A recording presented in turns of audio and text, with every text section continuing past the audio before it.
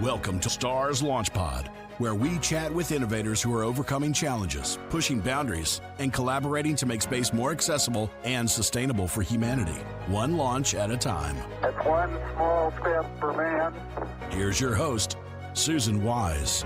Hi, and welcome to STARS Launch Pod, Space, Technology, and Research Sciences, brought to you by starsciences.org, where we connect, collaborate, and accelerate. I'm your host, Susan Wise, and welcoming to the show, Ryan Reeves, Technical Director of Research and Innovation at the International Space Station National Laboratory. Ryan, thank you for joining us today. Well, thank you for having me. Love talking about science that we're doing up there in space right now, and looking forward to our conversation. Yes, it's a very exciting time right now. Also just heard about Artemis 2. That's kind of exciting news. So what are you currently working on to further the space industry? And tell me a little bit more about Sure. you. So what I do is I work with researchers to get their research that they do on the ground up to the ISS. So it's a very unique platform, being able to access the microgravity environment, the space environment outside the ISS itself. But that comes with a lot of challenges as well, right? It's not a simple task to simply take what you're doing down here on Earth up there. So we work with a number of partners. We call them implementation partners. These are commercial companies which oftentimes own and operate hardware that's housed on the ISS, and they also help to shepherd researchers through the process and operate their experiments on the ISS. So our goal at the ISS National Lab is to make the most out of the opportunity that we have on the International Space Station, getting the most science and technology that we can with the amount of time that we have left up there. And so the amount of science that we do runs the gamut across, so many different technology areas. From this can take the form of cancer research, next generation materials like for electronics or healthcare, 3D printed tissues, satellite refueling, and really so much more. So currently we're wrapping up our inaugural accelerator program, Orbital Edge. This is a program that we have been doing in concert with venture capital firm partners that we've had. So that's CIRI, E2MC, and Stellar Ventures. And they're making funding available, but we are providing the access to the ISS to prove out their technologies.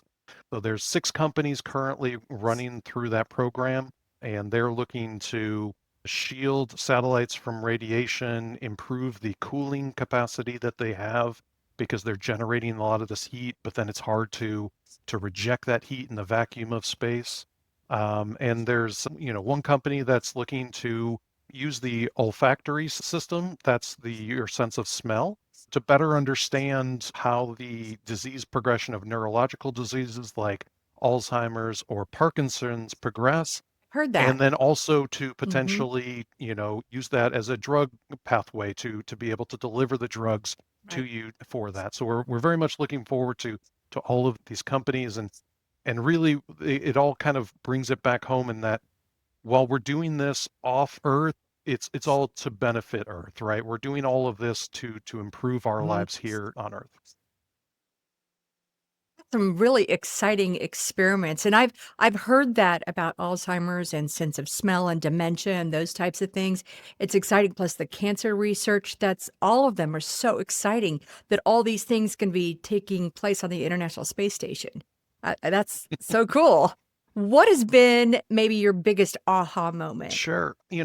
As I was going through college and my early career, I was never really into space all that much. Space was definitely cool, and I would have conversations with my buddies about what is dark matter and dark energy and things like that, kind of these philosophical questions. But I never really, it was detached from my daily life, right? It didn't impact what I was doing. And then when I started with the ISS National Lab, I really started to see how what they're doing, and they have been doing, in space for decades now, and aboard the ISS for almost 25 years now, really impacts life here on Earth. So some of the things that we've been able to see that are really informing things, we talked about cancer and neurological diseases like Alzheimer's or Parkinson's. one of the reasons that we can better study those and really learn about them in space in such a kind of foreign atmosphere to what we go through here on Earth is that the stress that the cells see in that microgravity and space environment causes them to respond in a way that looks very similar to aging, so that these diseases progress in a much faster rate up there than they do here. So that means that we can study how the diseases progress and how drug treatments work in a faster manner up there than we can down here for a number of different diseases.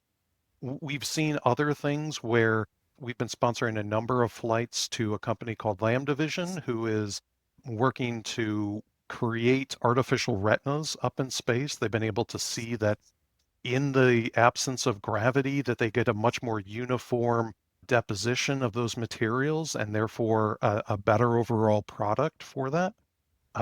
See and or have, yeah, be able to create that in space. That's Right, to be able amazing. to create artificial retinas in space for people here on Earth, that's the kind of stuff that like really, is so interesting. And we've seen it. I didn't even know that was going on. My mind is blown, and I think the average person doesn't realize that how much is really happening and what they're doing and how these experiments are the progress that we're being able to make with Right. it. Yeah, it's hard to sometimes break through to the common public with so much else going on in the world right now. And rightfully so, there's a lot of important things going on. But, when you have conversations with folks about these kinds of things, it really opens some eyes. So, another example that I'll give is we worked with Merck, the drug company, for a Mhm. number of years. And so in the 2010s, we flew one of their drugs, Keytruda. This is a cancer treating drug.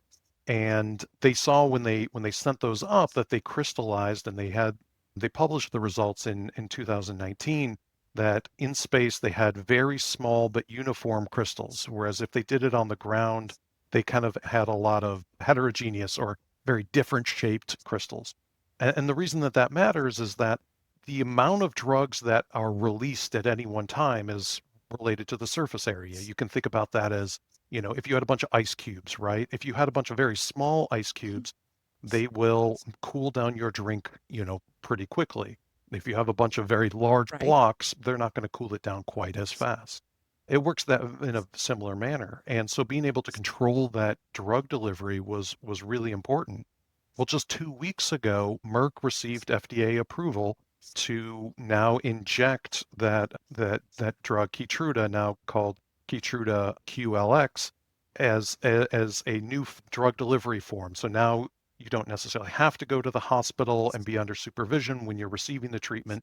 You could potentially receive an injectable form, and it improves the patient's comfort and their lives as a result. So it's just really It's exciting stuff amazing. that's happening. It is exciting, and you have a lot of wins happening, but I'm sure along the way there are Yeah, challenges. So now I'd like to hear about maybe one of your biggest challenges and how you actually overcame sure. it. What would that Yeah. be, Ryan?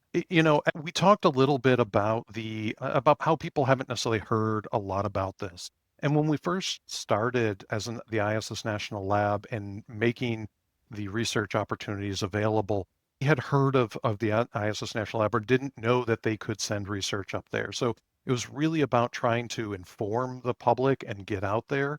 So we did a lot of kind of roadshow type activities where we went to different cities with the collaboration of NASA's ISS program office. We called those destination Mhm. stations, and we just went out on the road and tried to introduce different companies and get them excited about doing research. Um, Once we started to gain some traction, it was less about getting enough people, but then the challenges were really funding. We didn't have the funding to be able to pay for their research on the ground and fly them up. We were given this resource allocation to fly them to the International Space Station. So we had to go out and find partners. And we found a lot of partners with government agencies. So the National Science Foundation, they were really interested once we talked about all the potentials that they could do when you remove gravity, what the things that you could, underlying physics that you could see. And so we've now had 10 years of continuous solicitations with them, and they have really invested heavily in microgravity research because they've seen the potential of what you can learn as a result of that. Similar, we've had solicitations with the National Institutes of Health in tissue chips, so studying how some of these cells respond to microgravity and how that can be related to disease progression and treatment. More recent times, the real challenge has become now we have so much demand that we have to prioritize. So now it's about trying to make sure that we're distinguishing and getting the most promising technologies, because now it's a very valuable ticket. Folks know that the ISS isn't going to be up there forever, so they want to make sure that while they have that opportunity and while the US taxpayer is paying for it, to be able to provide the research opportunities up there, we're making the most of that opportunity. So if the International Space Station is going to be up there forever, what's going to take its place? Something has to take its place, Sure. right? Because this kind of research has to Well, yeah, I continue. mean, we certainly think so, and NASA does as well. So, they are working on a program. They've been calling it the Commercial LEO Destination, Low Earth Orbit Destination Program. They have a number of companies that are currently seeking to produce the next space stations. So that being Axiom Space, Blue Origin, Voyager Space. They've all been Okay. participating in this. Recently, VAST has joined them. So VAST is seeking to potentially fly their version, which is Haven 1, as soon as next year. And there are other companies that have been doing it outside of NASA, specifically outside of this program, doing things like uncrewed spacecraft. So Varda has sent up their much smaller capsules, but they've been doing drug crystallization in some of those, and they've published the results. So there's a number of This companies, is yeah, exciting. coming on after, and we just want to make sure that we're able to pave the road as best we can while we have this, so that all of these folks can really blossom once we get to a more commercialized version of all of this. What one piece of advice would you like to share with our listeners today, Ryan? One of the things when I first got here, that I had to kind of remove myself is you take for granted, gravity. Gravity's not a variable, right? It has a specific number, you can calculate it, and you write it in. When we go and now you remove that and you treat it as a variable, then a lot of things change. So, if we look at flammability, as you change the amount of acceleration that things receive, things get more or less flammable. And so NASA's been studying that for years. So a lot of the things that we've seen have come as a surprise, but being able to think outside the box sometimes now means thinking off-world, right? But not off-world for, some far off thing like going to Mars or something like that, but for the benefit of your own daily life, right? Through, cancer treating drugs, through the next iteration Mm, of materials which will allow better fiber optic cables so that you and I can have this conversation with less lag and, less yeah. interruptions. So that's the kind of thing is the challenge is trying to break people of, well, what does NASA need? But instead, what could you do if you had the opportunity and you could remove your biggest hurdle? That's where we try to break in with folks. Before we wrap up, do you have a passion project that you'd like to share with everyone, past or present? Well, I mentioned the fiber optic cables. One of the coolest things that I think I Mhm. saw was, NASA had done some studies in the early 2000s that showed that a particular kind of complex glass called Z-bland, this glass could potentially be much better than the silicon optical fibers that we have now, less optical losses, meaning that the signal is stronger as you're going. You don't have to have big repeating elements to kind of amplify the signal as you go across, oceans as you're transmitting things. They saw that if you did this in a microgravity environment, you could potentially do it without crystals forming within there. And it's the crystals which kind of kill some of the signal. But they did it on a very Mm. small scale, and it was a proof of principle, and it was very successful. So a couple companies have tried now, and we've sponsored a number of them to try to do this on the ISS, and they've had moderate results. last year, Flawless Photonics, they came in, and on the first time that they tried to draw these fibers in space, they were drawing kilometers of fiber, so miles of fiber.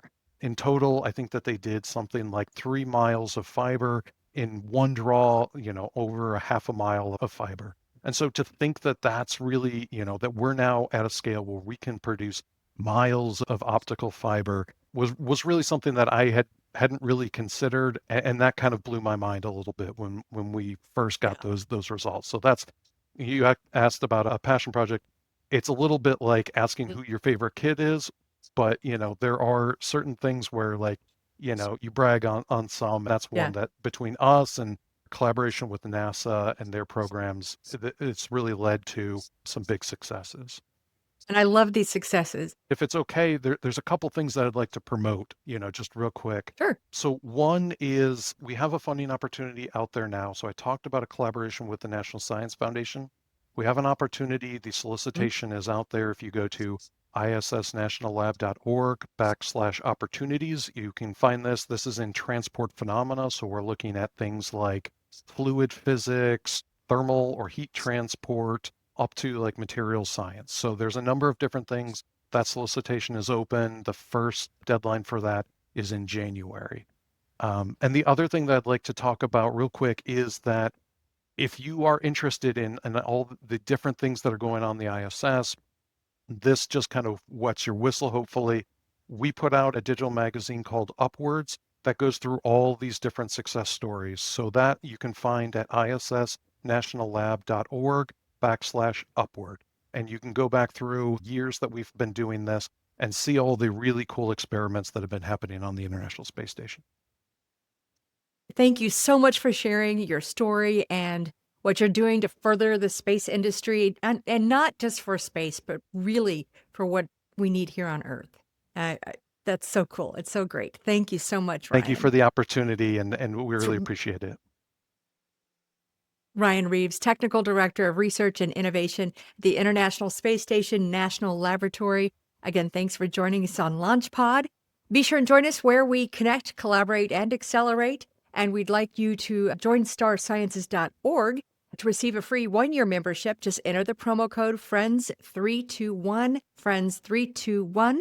And if you enjoyed this episode, leave us a review and subscribe. And until next time, keep looking up. Don't miss an episode. Subscribe on your favorite streaming platform. Watch us on YouTube and follow us on social media. Stars LaunchPod, propelling us forward, one launch at a time.